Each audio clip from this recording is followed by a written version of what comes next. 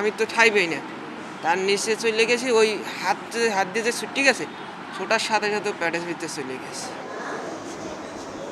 বাড়ির পাশে খালে মাছ ধরতে গিয়ে দশম শ্রেণীর এক শিক্ষার্থীর মুখ দিয়ে ৬ ইঞ্চি একটি বাইন মাছ প্রবেশ করে খাদ্যনালীতে আটকে যায়।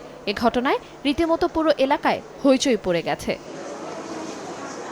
ভুক্তভোগী শিক্ষার্থী ও স্বজনরা জানান, গত ২৭ এপ্রিল বিকেলে বাড়ির পাশে একটি খালে মাছ ধরতে যায় আব্দুল কাইয়ুম। সন্ধ্যায় মাছের জাল তোলার সময় হঠাৎ খালের পানিতে ডুবে যায় সে। এ সময় তার হাতে থাকা ৬ ইঞ্চি একটি বাইন মাছ তার মুখের মধ্যে চলে যায়। পরে খবর পেয়ে কাইয়ুমকে উদ্ধার করা হয়। কাইয়ুমের শ্বাসকষ্ট শুরু হলে প্রথমে বেতাগী উপজেলা স্বাস্থ্য কমপ্লেক্সে এবং পরে বরিশাল শেরে বাংলা মেডিকেল কলেজ হাসপাতালে নিয়ে যাওয়া হয়। দীর্ঘ ৬ ঘন্টা অপারেশনের পর বাইন মাছটি বের করতে সক্ষম হয় চিকিৎসকরা। শুনি যে কাইয়ুমের পেটে মাছ গেছে, এই আমি দৌড় দিয়েছি, যাই আর ওরে পাইনে, ওরে ইয়ার মধ্যে নিয়ে হাসপাতাল আইছে, হাসপাতাল দিয়ে আবার অ্যাম্বুলেন্সে লইয়ে আইছে এই বরিশাল।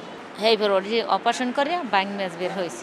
মাছটা ওই হাত তোলাইছে, হাত থেকে ছুটে গেছে। আমি তো ঠাইবেই না, তার নিচে চলে গেছি, ওই হাত দিয়ে যে ছুটি গেছে ছোটার সাথে সাথে প্যাটের ভিতরে চলে গেছে। এবার রাস্তায় আটটিল পেট্রোলে ভরে উঠিয়া এবার দেই আমার এক ফুপি আর চাস্তো বোন, তো ওরা দুইজনে ডাল তুল্লা হইতেছে।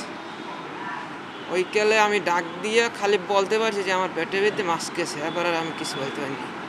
নগদে ৫০০ টাকা বা তার বেশি পেমেন্টে পেতে পারেন ঢাকায় জমিসহ ২০ কোটি টাকার পুরস্কার। মাছ ধরবার কালে আগেই সতর্ক থাকতে বলবেন যে আর গলার ভিতরে মুখে কেউ মাছ লইবেন না, করবেন না, বহুত বিপজ্জনক এটা।